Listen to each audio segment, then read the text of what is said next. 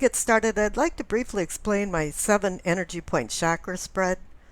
The cards on the left are the unconscious inner self. The card in the center is the heart.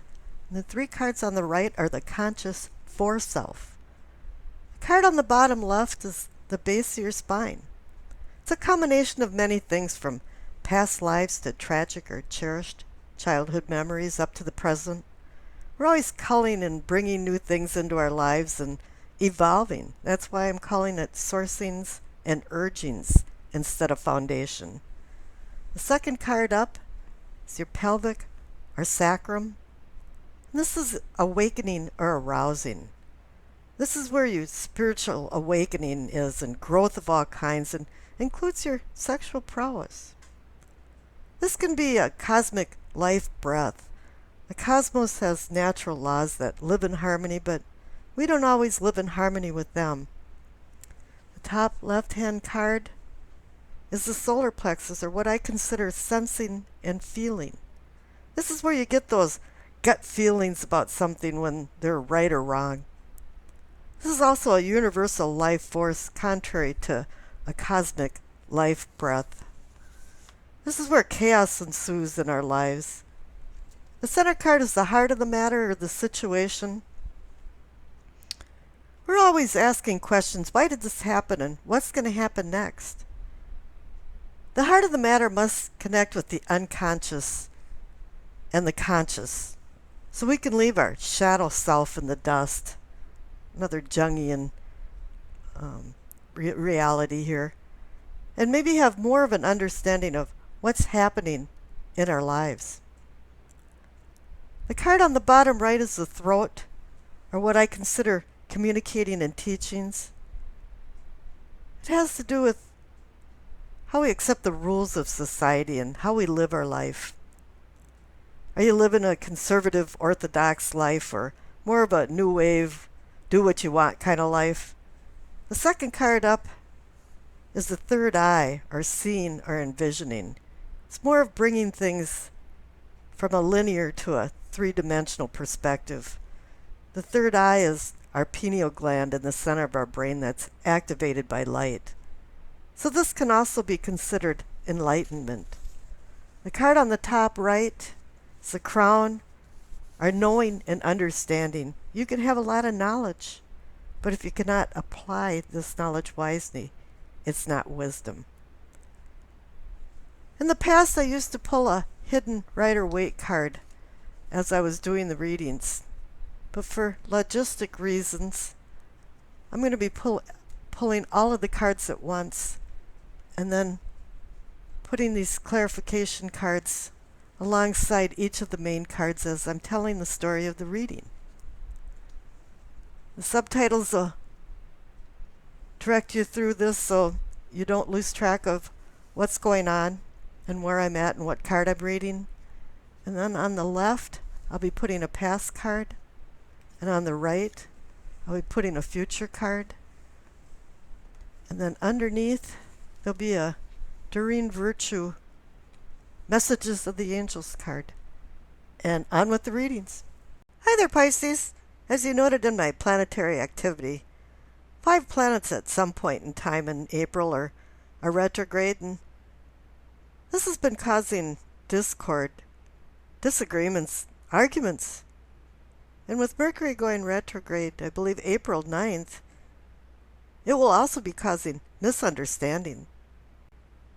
And Venus is retrograde in your sign until mid-April, so emotion-wise, you really have to stay under the radar.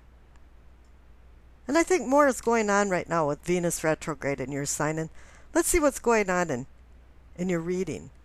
The card on the bottom left for the base of your spine for sourcing and urgings. You receive the Hermit. His presence indicates your desire for change in your unconscious inner self. This is an unaccompanied leg of your life journey to seek the inner light of wisdom, away from the distractions and influences of the outer world. You're seeking enlightenment from his lamp and guidance from his staff. One thing you have to remember when the Hermit comes down the mountain is that he's required to share the knowledge and wisdom that he acquired. Now the clarification card is very similar. It's a meditative card, the Four of Swords. But here for the Hermit, you're reviewing who you are and what you are. And for the Four of Swords, it's more about your purpose in life and where do you want to go. These two cards are in tandem, indicating that you're receding within and questioning a lot of things. Now the card above for the sacrum and pelvic, for awakening and arousing, receive death. This is just an evolution of your journey. You're transforming. Whatever you discovered with the Hermit and the Four of Swords has changed you. The Death card now has enveloped you, and once it does, once it gets a handle on you, and the transformation can't be stopped. Fate leads the willing and drags the unwilling. Change is not your enemy.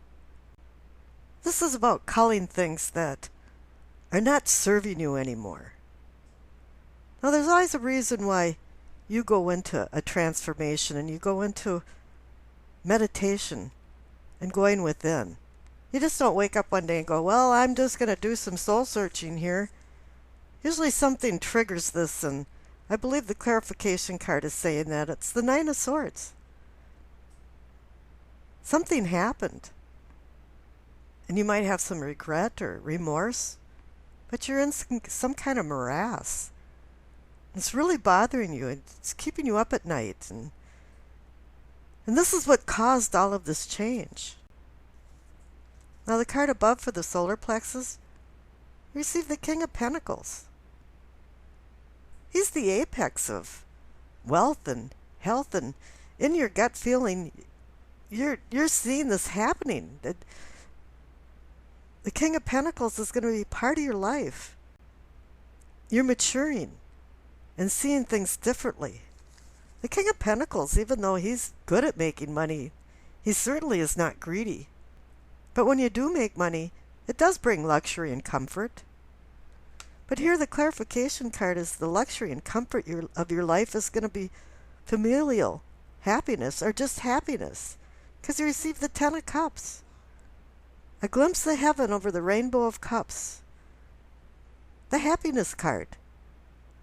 The happiness card about emotions. And maybe the King of Pentacles is saying that this is more about well-being. But what's required of the Ten of Cups card is that you live a simple life. Honest, sincere. And then you will have a happy life, because complicated lives are never happy. Now the center card, for the heart of the matter, receive the Seven of Pentacles. You've worked really hard for something, and it's almost to fruition. You're almost there. You're almost ready to harvest, but you haven't yet. And this is that tenuous time when something can happen, and you won't receive the abundance for the fruit of your labors. You might get just wiped out. And so you have to be very vigilant at this time. Now the clarification card is the Six of Pentacles, so you go from 6 to 7 of Pentacles. The Six of Pentacles is the charity card. It's about learning to discern generosity versus enabling people. But this also has more of a cosmic meaning, because you want the cosmos to be charitable to you, so that whatever you're building with the Seven of Pentacles does come to fruition, does come to some type of maturation. The card on the bottom right for your throat, for communicating and teachings, receive the Five of Cups. The card about many D words: despair, depression, despondency. And with Pisces being such an emotional, watery sign, you're up and down all the time, and I think now you're back at the Nine of Swords, feeling this remorse of some sort, and you're back to being in a funk. The cup is half empty instead of half full. Once again, something probably happened to put you into this feeling of despair. Now, the clarification card is the Knight of Pentacles.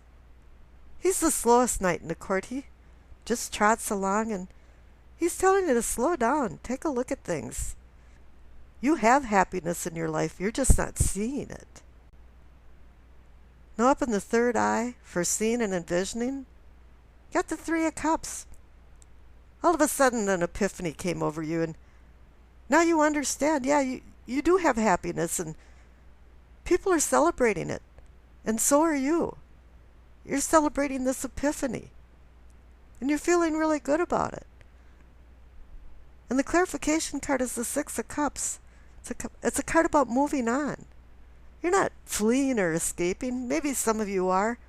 But here it is. It's just now that you've come to this realization, it's time to do the next thing. Go to the next challenges. Now up in the crown for understanding and knowing, receive the Two of Wands, the decision card. Now that you're moving on, it's time to make some new decisions. You have ideas and you're making plans, but nothing's really been indelible yet. You haven't, the wheels aren't going around yet. You're just in the planning stage. You've got the world in your hand and you're looking over the horizon and you have a lot of options. You have a lot of opportunities. And the clarification card is the Ace of Cups. An excellent card for Pisces for emotions and love. It's water. It's deep water, which can hold tranquility or turbulence. Now here you've got a decision to make, and here it's saying that you can manifest more deep emotions. But I want to say this really delicately because I believe there's some rhetoric involved that you're trying to convince some people with your emotions that this is the right way to go. You know, you might have good intentions, but the end result could be more negative than you thought. And you haven't really thought through this. You're not manipulating people because, you know, it's just that there could be a little naivety involved in your emotions. This is a new beginning, so you have to be really careful. And the past card, too, is the Ace of Wands, another new beginning. And the Ace of Wands is about inspiration and creativity. And so is the planet Neptune that rules Pisces. But then again, it can cause illusions and confusion. You have to be really careful on what you decide. Now here on the right for the future card, you receive the King of Swords. This guy's in control. He's got his feet on the ground. This past card is more about freedom of imagination, but sometimes you can't let illusions and confusion drive the boat. You have to let reason and logic take over. And this is what's going on, is that imagination is fine, but if there's no personal control in the directions you're going, with the decisions that you're having to make, nothing's really going to work out well. You're not going to find the abundance of the Seven of Pentacles. And you're going to have some overwrought emotions. The King of Swords is reminding you not to use emotions in your decision making. Use logic and intellect. I preempted the Doreen Virtue Messages of the Angel card for a one-rune reading.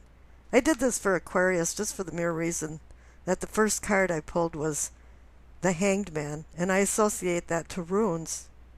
And so just for fun, I did a rune reading for them, and I decided to do one for you too, so on with the rune reading.